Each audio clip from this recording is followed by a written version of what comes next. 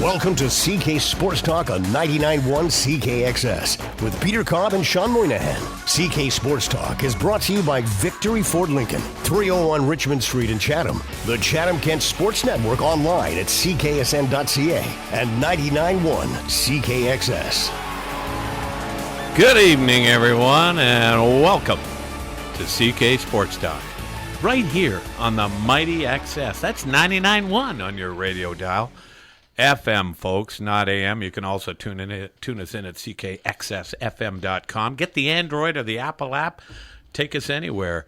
My name is Peter Cobb, and yes, sitting across from me, you know him as the wizard from Wallaceburg. He's Mr. Shawn Patrick Moynihan. Our producer, Corey North, who'll be heading south to Ridgetown, that is in the back. Shawn, I think he's actually working now, doing some commercials. Well, he got a haircut.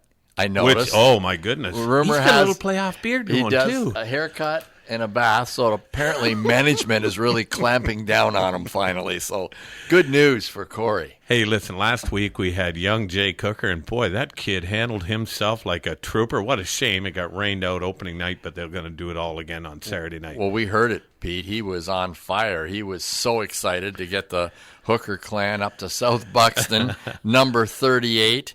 And as I said, he was on fire to open up the season. And, we promised a couple times, but it's going to be a reality. We are going to the pits in South Buxton this year. Now, listen, we are thrilled here tonight, Shawn, because I'm going to share a little story. A few years ago, my nephew, the baby Brendan Shepley, and then the kid from Port Lambton, Reed Miller, played a little junior B lacrosse for the Wallaceburg Red Devils. One of the most exciting seasons in a long time for them. And here's something that just doesn't happen. They beat Six Nations twice in their own barn that season. It was a thrilling. I had the pleasure of doing a little announcing for them, and the atmosphere in that building was incredible, and they're off to a super start. And guess who? We got Jamie Knight in studio. Jamie Knight, welcome to CK Sports Talk. Thank you guys so much for having me. Well, it's a pleasure to listen. We've talked before about this legendary sport, lacrosse, that owns this community for generations. Former names like, for those listeners out there, Henry Jaruga, the great Jugs McGaffrey. I remember Jugs McGaffrey, a fine lacrosse player. He'd cradle that ball and basically storm the net, Pete. Was a tremendous player. Jack Landon. We've talked to Tom Ayers about his days here. Oh, man. And Bill MacArthur. I remember when Bill was a tremendous player here in town. Of course, I'm dating myself. That's way back when. What about head coach Shawn Moynihan winning an All-Ontario championship? We did a show. I forget what year that was, but that Gord was Lilly, like right? Gord Lilly. That was like 1979 or way back then.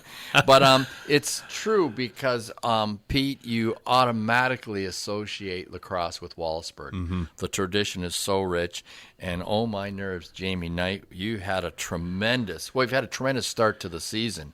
But this past weekend was outstanding. You played Friday, Saturday, and Sunday.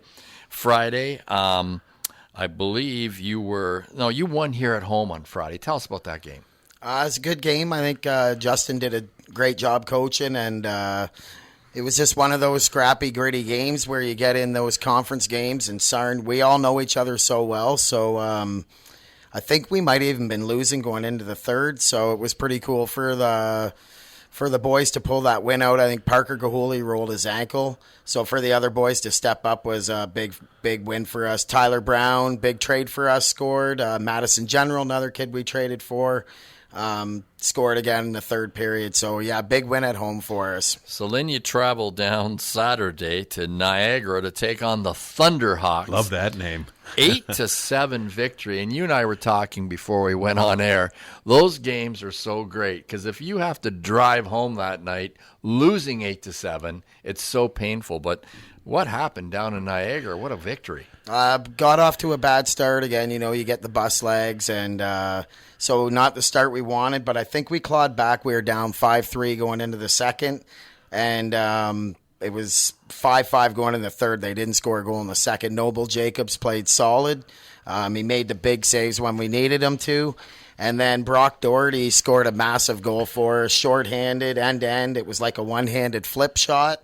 And then Brendan Johnson, Corey Lucier, Mitch Miller, and some of the boys just stepped up and played some big defense for us, and Noble shut the door. And like you said, those games are it's either a tough way to lose or you find a way to win them. So I find right now our boys are finding a way to win those tight games. Well, that makes that drive home so much easier. And we've heard there is talk that young Kyle Dawson is back in the Red Devil uniform. Tell us about his impacts thus far. Well, as soon as Doss comes back, he's making that impact right away. So scored, I believe, maybe few shifts there up in Niagara, and then was just a huge impact player last night in Windsor. He scored a beautiful over-the-shoulder shot. And Doss brings the that dressing room leadership, the bench leadership that we need. So, it's wish he would have won that cup, but it's great to have him back, and now we're going to go after a Founders with him. For sure. Well, hockey season's over. This is time for lacrosse. And folks, our listening audience, he played for the London Nationals, but we remember he's only 17 years old, and you were mentioning he's got 3 more years left. His grandparents, they tune us in faithfully. Absolutely. We got to give them a crew. shout out. Yeah, often see him down there at the Royal Tavern for 70-cent chicken wings on Thursday nights. Come on now. Yeah, you spent a week there last Thursday, didn't you? But you lost Sunday night, 13-12. Like, what a barn burner! And it appears, as an outsider here, Jamie, that you and Windsor really have something going on. This rivalry's been going on, I think, for 100 years in this area, and they had our number last night. We were up too late, and my opinion, they got a call, give them a power play. They scored, and they inched back into the game. We ran a 6-on-5 play that didn't go our way, but, lesson learned, it's a long season. I thought Justin, our head coach, Justin Durston, that was a great play call because Windsor spreads the floor so much it opened up the middle of the floor. But, again, things didn't go right, and Windsor scored into the empty net. But I think, going there 3 games in 3 days and go there and for the kids to perform like that was really, really a gutsy performance. Tanner Cole, second-year midget. Can't say enough about Tanner. 3-2 last night. Big night. Not just the leadership he's given, like, on the floor. He's saying things a 20-year-old would say on the bench and in the room. And, man, I can't say enough about him. Tyler Davis and Riley Rowe, another midget kid, they're all giving us really good minutes. And, the fans sometimes don't understand but these kids are 16, 15 playing against 20 and 21-year-olds. And I think they've had a huge impact with our team this year. Oh, fantastic. Now, you're 4-1-1 right now, and people might be a little confused with that last one, and that's based on an overtime tie. Tell our listeners about overtime, how it runs, because I have to admit, it kind of caught me off guard too. Yeah, it's a 10-minute full period. They don't play sudden death. And in regular season, they just end the game after 10 minutes. Right. So if you're tied after regulation and you go to the 10-minute overtime and you both score a goal, when that clock runs out, everyone settles for a tie. That's basically what you're saying. Listen, I've heard, and we've talked a lot about it, Pete. Tell us a little bit about your fan support. We are hearing quite a buzz in this metropolis of Wallaceburg about Red Devil lacrosse. That's pretty good. Pretty cool to see 500 people in the barn for, you're going to get that at the opening game, but to see all the people we're getting at the games, and then hats off to our, to the executive, to Chris Dawson, to Kerry Doherty, Rick Matheny, Burke Doherty. They're doing a fan of the game at the games where you could sit in that high chairs, or the Lazy Boys compliments of Tom and Els, and they feed you the whole game. They give you pizza. They lose money on me. I'll tell you. Well, we had Jim Bell sitting there, so I don't think he holds anything on you, Pete. And there you go. And they give you free food. We have Bill's International giving you pizza. Great promotion. lot goes in. A lot of those tickets go in through our sponsors who, have been so good to us. Right. And we include those tickets into a lot of our packages. And we're seeing that the people are actually using those tickets. And, I mean, you go to the game against Windsor and you've never been to a lacrosse game, you're coming back. Sure. And that's the buzz that we've been getting around town. And, hats off to the Courier, 99.1. You guys are giving us lots of love, and we like that. Yeah. And this Wednesday, you are back at it, are you not, here in town? Big game against Point Edward. Point Edward Pacers. And, Pete, do you know what the Point Edward team used to be called? It used to be the Point Edward Easy Movers. Really? Way back in the day. Must have been a moving company. Yeah. And we've talked a lot about that. That's when the Human Glove played for them. The Human Glove, Brian Glover played on a junior team way back when. I forget the exact dates. Mike Miles, young Bill MacArthur played on that team. The late Mike Dalton played on that team and was an incredible athlete and lacrosse player. And, of course, the Human Glove played. And I remember going up to Point Edward for games. And on the Kimball Side Road, there would be a steady stream of cars heading up. And, of course, the Human Glove, I'm sure he's listening in tonight, was just a real steady and a fine player. Listen, let's talk a little bit about this league you play in, Jamie. It's incredible. It's across Ontario. It's 25 teams. There's 6 divisions. There's the Far East, the Mid-East, and the Southeast. And then we move down to the Southwest, the Midwest, and the Far West. And you, of course, Wallaceburg plays in the Far West. Tell us who's in your specific division. Windsor, Sarnia, us, and London. And Windsor's pretty much won our division like 9 out of the last 10 years. I think London won it in 2012 that year. So it's definitely our top priority this year is to win that division. Yeah, London, of course, Pete, is the Blue Devils, which is an interesting name for a team. Yeah. Jamie, tell us a little bit about your background. We've met you a couple times here. We know, first of all, we know how dedicated and enthused and committed you are. We heard you had a house load of kids since Wednesday getting ready for God the game. bless Shaney. Which is not my daughter, Shaney, either.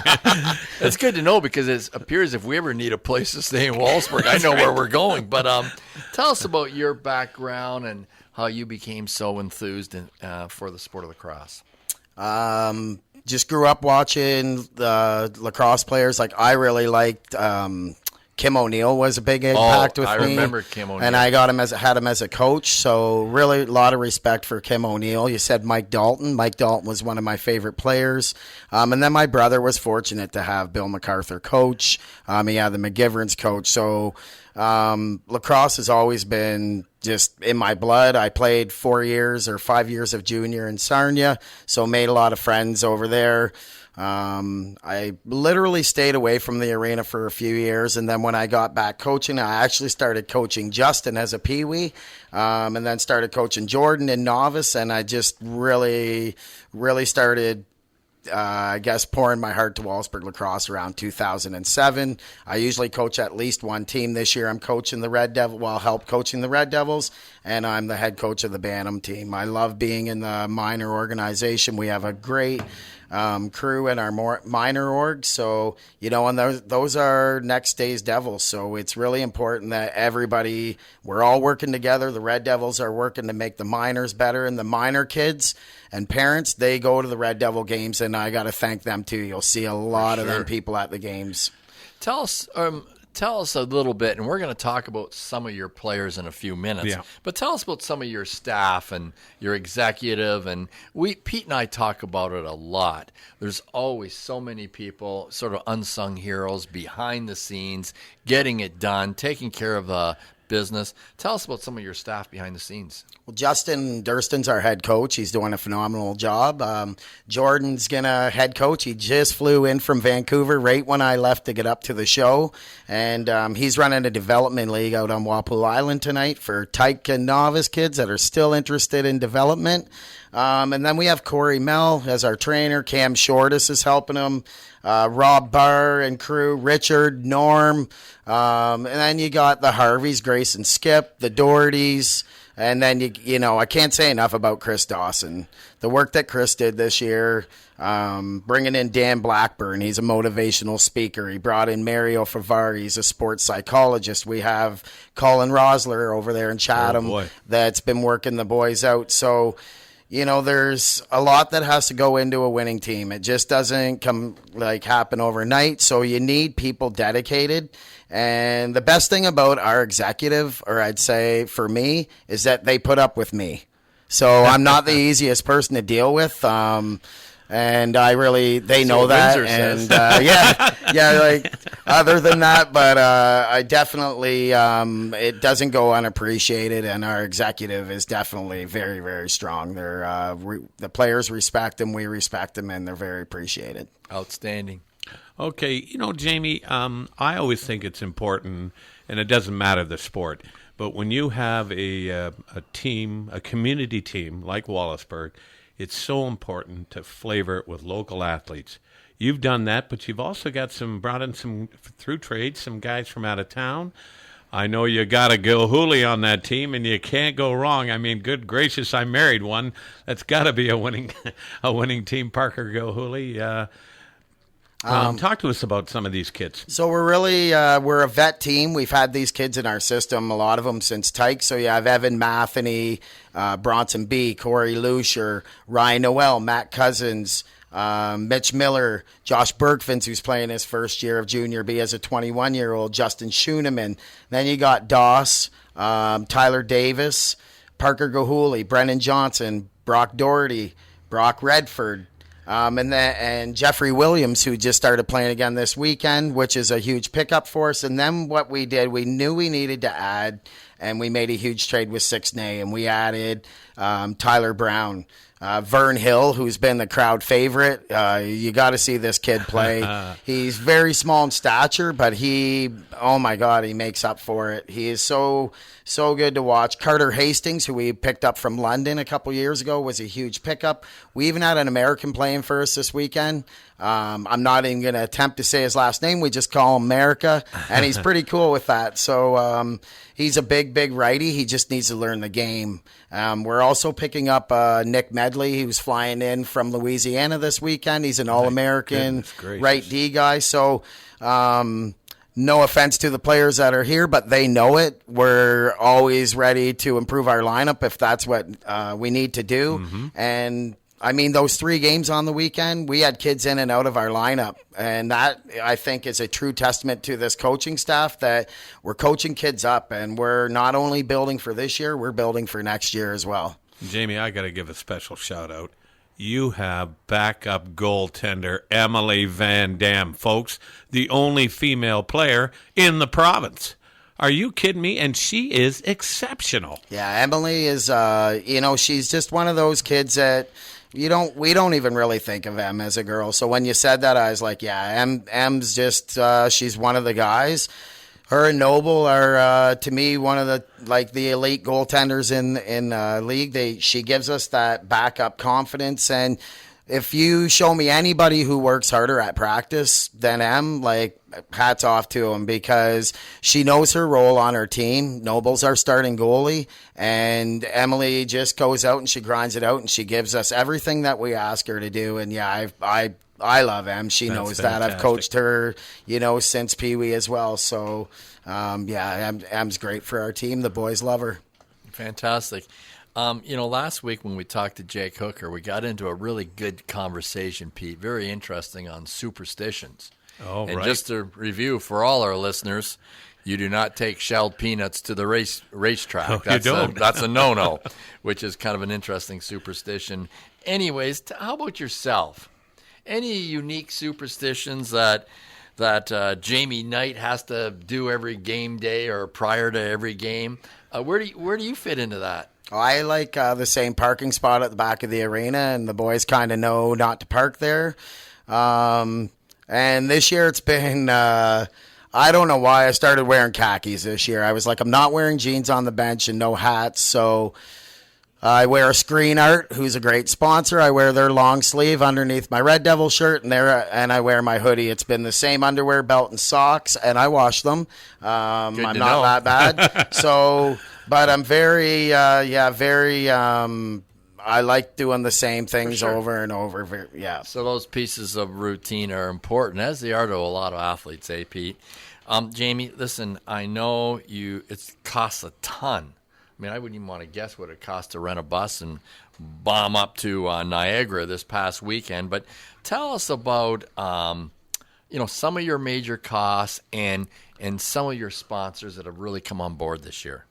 Your biggest costs obviously are your buses and your overnighters. So if you're paying for hotels, it adds up. And then you throw in food because our executive goes above and beyond. The boys are fed on the bus. They're fed on the way home. And Chris is just top notch. That's the way he runs things. So we've been really, really lucky this year. We have phenomenal sponsors. If you open up our program, you'll see Tom and L's, Screen Art, Tim Hortons is huge for us. 99.1, you guys are great for us. Riverview, No Frills, Won't Be Beat. That's what our power play is called. We have our Pita Pit Player of the Game. We have Co-op. Does a lifetime fan or member, can be anybody that we think should be acknowledged this season. And saying that, I'd just like to send our condolences. The Red Devils would like to send their condolences to Bev Alexander. He's a lifetime fan. You've seen him at every game sitting with the MacArthurs. So I'd like to, at this time, just say the Red Devils are thinking of you and we'll be playing for you this year. And just to keep it going here, Murray Street, the Kinsmen were huge for us this year. And then we got this great little pub in town called the Stubby Goat. And if you haven't ate at the Stubby Goat, you need to get there. We call it the Devil's Den. It's our before and after hangout before games. So if you're like, I wouldn't mind meeting some of these players, that's probably where we're going to be after games. Jason has been a huge supporter for Jason us this DeBuck, year. yeah. Well, we've met him and we've been there. And we've been to the Stubby Goat. And they're playing 99-1. I bet they're playing it right now. As we speak. Yeah, absolutely. Fantastic. And you've got Bills International. I know you mentioned Bills International, and that's Tom Christopoulos. Absolutely. Former student of mine. He's a WT Lang Crusader, Mr. Moynihan. Wow, that's we have like Lee Salisbury doing some promotions for us, and he actually, I believe they do ticket giveaways. So all of our sponsors, a lot of them get tickets. So Bills gives 8 tickets per game away, and I believe he had 3,500 views or something last week. So again, we have people, even Bartek, a small little supporter, but you add all those up and we need all those people. So I even have Sarnia Highway Bowl sponsoring us this year. What's Point Edward think about that? I was thinking outside the box, chasing people, and Century Fire's another one where, it doesn't hurt to ask. So if people are listening and they're like, I can just say this, it costs a lot of money to run an organization and to be successful. So if you're not one of the businesses and you're out there and you haven't decided what to do with your money yet, you can always call or email jknight@wallsburglacrosse.com because I would love to hear from you. Oh, fantastic. Well, this might be the year to get involved as a sponsor because I think this team is rolling, no question. Listen, just before we finish, Jamie, we want to talk about special events, and I know you have a special event coming up this Sunday. Talk to us about that. Well, we've been really, really lucky to get Paula Grail and her crew at Tim Hortons to be a major sponsor this year. So in saying that, I know we have a ton of giveaways for all the mothers at the game this Sunday. I believe the first 100 mothers are getting gift certificates from Tim Hortons. I believe they're $5. We have a few other giveaways as well. So the whole Sunday, we want to show lots of love for Tim Hortons. They've been good to us. And then again, make sure when you get there, you get a program. You get to sit, fan of the game there from Tom and L's. That's a beautiful promotion. So I can't say again enough. I mean, drawing over 500 people at Red Devil games, the kids feed off of it. They come up the tunnel, and when they're down in that room, it makes a huge difference from playing in front of 100, 150 people. I think Niagara had 80 people on Saturday night, and I will say this, 50 of them were from Wallaceburg. And I kid you not, our fans, our parents are on board. If you haven't been to a game, get to one, because I'm telling you, it's going to be one of those summers. The buzz is coming. Everybody's talking about it. So I would say get to a game, because you will not be disappointed. Well, Jamie, first of all, Paula and Mike Grail, tremendous community, my goodness, partners, and so supportive with all their Tim Hortons throughout Chatham-Kent. So that's going to be fantastic on Sunday. Well, listen, Jamie, your enthusiasm and commitment, it's infectious. And I am so glad to hear the Red Devils are off to a great start. Looking forward personally to getting over to a game. Thank you so much for joining Pete and Shawn on CK Sports Talk. All right, Jamie, thank you again so much for joining us. And we're going to talk when you're on your way home. Snafu, hey? Yeah, okay. We hear snafu is the buzzword around the. We don't know what it means and what it stands for. By the end of the season, we will break the code. Yes, we will. And everyone will be informed. It might be an acronym for something, yes. Crazy. But anyways, Pete, we better take a break. When we come back, we're going to talk a little bit of NHL hockey.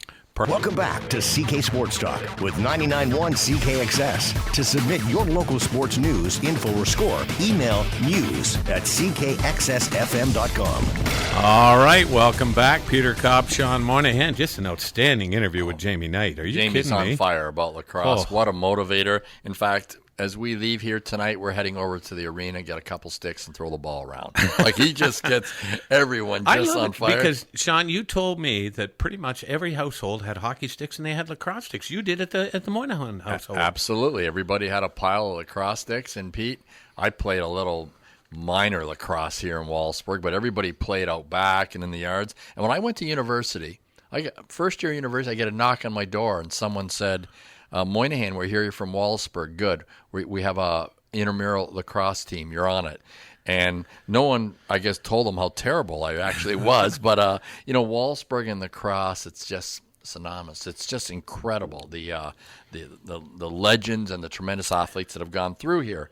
But, Pete, ironically, and we talk about Kyle Dawson making a big impact. Oh, yes. And back in the day, a lot of hockey players, hockey in the winter, lacrosse in the spring and summer.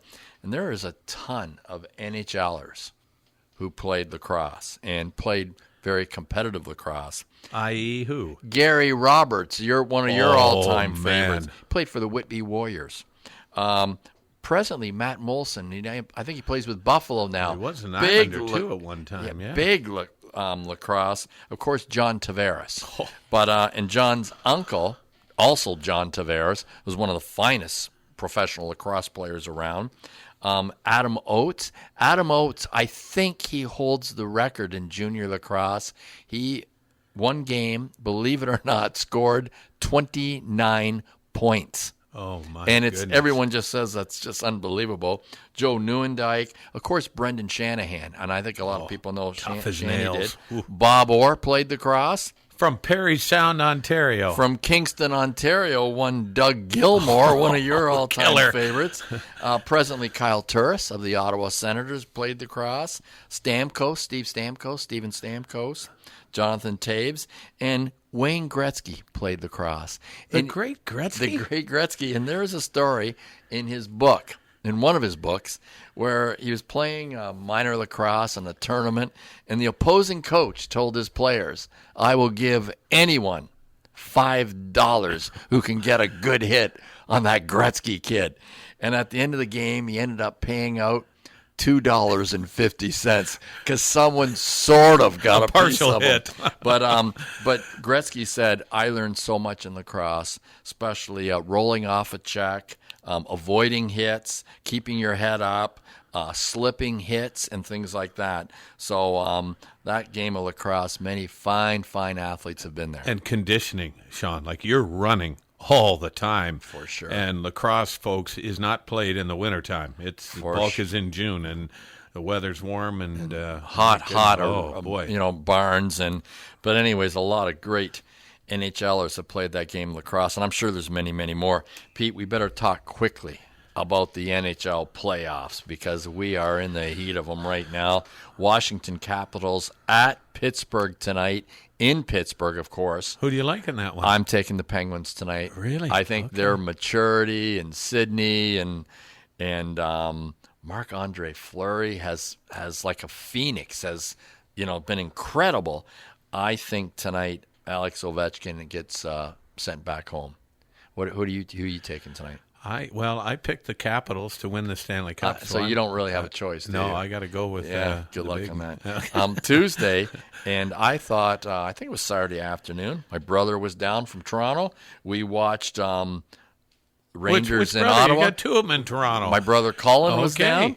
And I thought it was one of the most entertaining hockey games I've ever watched in my life. The New York Rangers and of course, the Senators. And, boy, Ottawa and Canadian Tire Place was just rocking. And you like the Rangers in that Well, series, the Rangers, don't you? they're going back to play the Rangers. That's tomorrow night. And I hate to do this because on a previous show, as a dark horse, I selected the Ottawa Senators as someone who's going to make a lot of noise in the playoffs. But I think the Rangers are going to come back and win that series because one of my favorite players, Henry Lundqvist, the goaltender. Boy. And Pete, then Wednesday, look out, Scout. We're not what at are you going gonna to do? Like wow, Edmonton and Anaheim? Yeah. Is that wild? Yeah, Like it's- that game yesterday, I was stunned. I thought, is this an NHL playoff game, let alone Game 5 of an NHL or Game 6 of an NHL playoff game? For sure. Now, who do you like in that? That's Edmonton traveling back into Anaheim. And I noticed they haven't announced the time for that game yet, so I'm hoping it's at a reasonable hour before 10:30 at night. Who are you taking? Well, I hope, you know what? If Anaheim wants to win, they better have it later because the speed of the Oilers exposed a tired, older Anaheim Duck team yesterday, and I just think that that Draisaitl is playing so well, For and sure. Connor McDavid, he is the real deal, Mr. Yeah. Moynihan. My goodness, our Olympic hockey, if the professionals do go back, we're in a good way for quite a few years. Well, who are you taking in that game? Okay, Let's you would put ask. Yeah, All right, I'm come on. going with Edmonton. I'm All right. going to go with the Well, Oilers. I'm sorry to break the news to you, but I'm going to choose Anaheim for two reasons. I think they're going to be ready, and I think they were embarrassed. And I'm just going to pick someone different than you so we can have a good dialogue. And you think all Gibson's about- going to bounce back? I then? think Gibson, Okay. the former Kitchener Ranger, Yes, ironically. that's That should be those should be fantastic games tonight. Tuesday night, Ottawa and the New York Rangers, and of course Wednesday, Edmonton and Anaheim. Well, Pete, we better take another break, and when we come back, we're going to wrap up with some Candid Call. We'll be right back. Because local does matter. This is CK Sports Talk on 99.1 CKXS. All right, welcome back. Peter Cobb, Shawn Moynihan. We had Jamie Knight in studio. We talked a lot of lacrosse tonight. Exciting. We talked a little bit about hockey playoffs. What's next on the menu before we say goodnight? Well, we're going to hear from a Candid Call. That's always fantastic. But, Pete, before we go to Candid Call, we should talk about that's Friday night. We were over here, my Branch goodness. 18, and I have to be honest, I hadn't been in the Branch 18 Legion in about 25 years maybe. Brought back a lot of memories for me. And, of course, Lee Marshall was a major player. He gave us a shout out to the crowd there. Lee did a fantastic job, and incredible, infamous Canadian songwriter, singer Valdi was in town. And what a great night. He was exceptional. I know you and Ginny and myself and Barb and Brett McEwen, my daughter's father-in-law and mother-in-law, and Barb just was crazy about it and had a nice chat. And Valdi made himself available, want pictures, talk. Absolutely. He did even a little promo for us that our producer, Corey North, is going to put together and put that in the system. So you wait and listen to that. It'll be Yeah, I outstanding. enjoyed him tremendously, and I saw him back, I don't even want to guess how many years ago when I was in university at Western in London, and they have the Home County Folk Festival in London every year. It's infamous.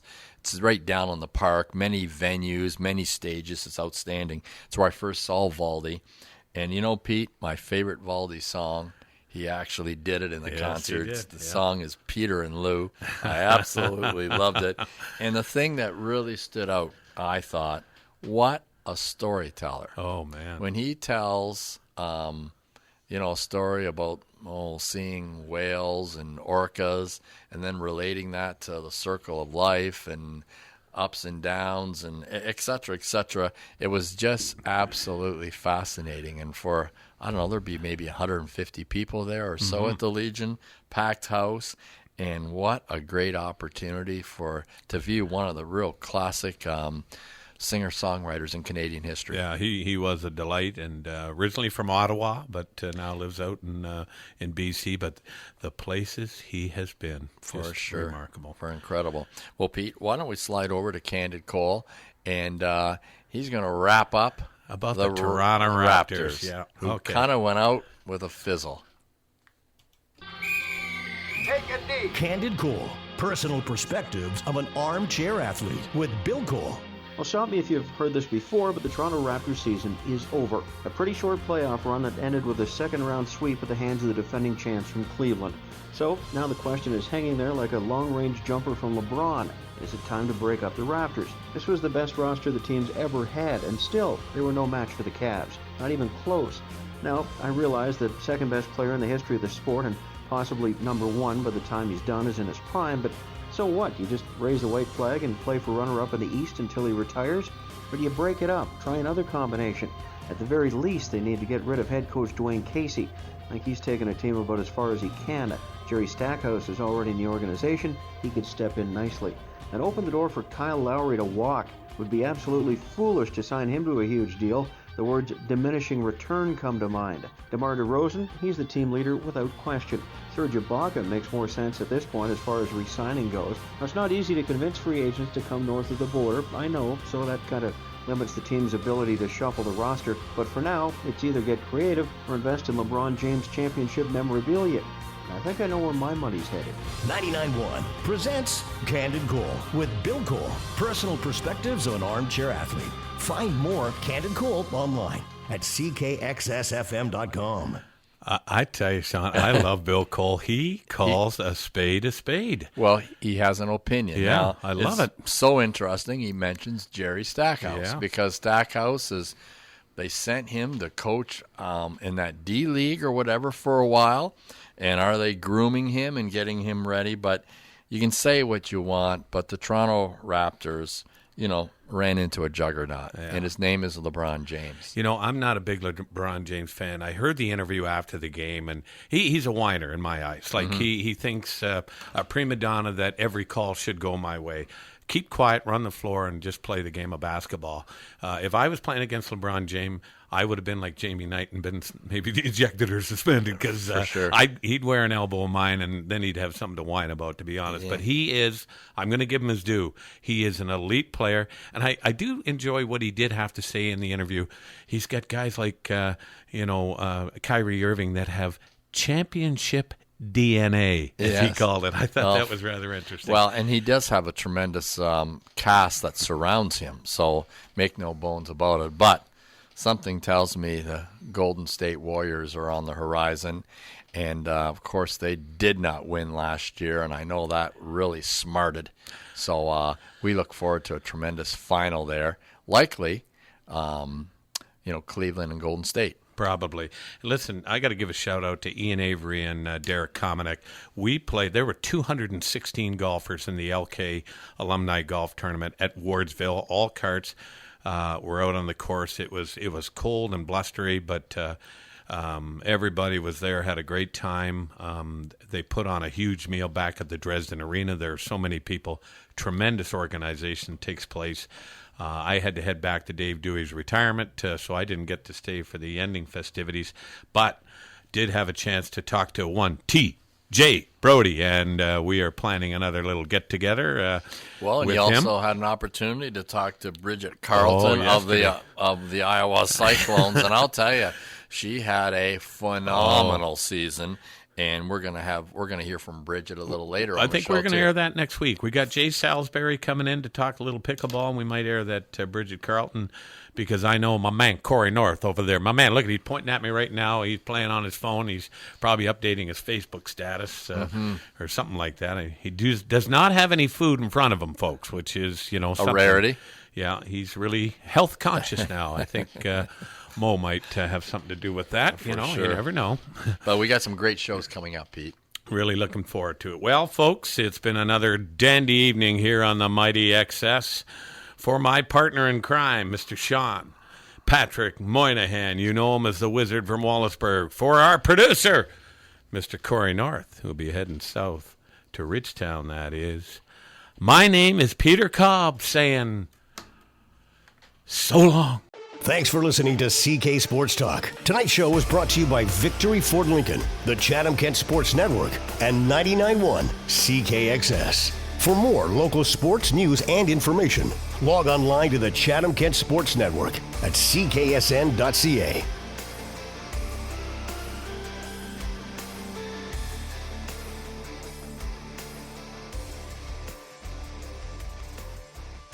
Ninety-nine one.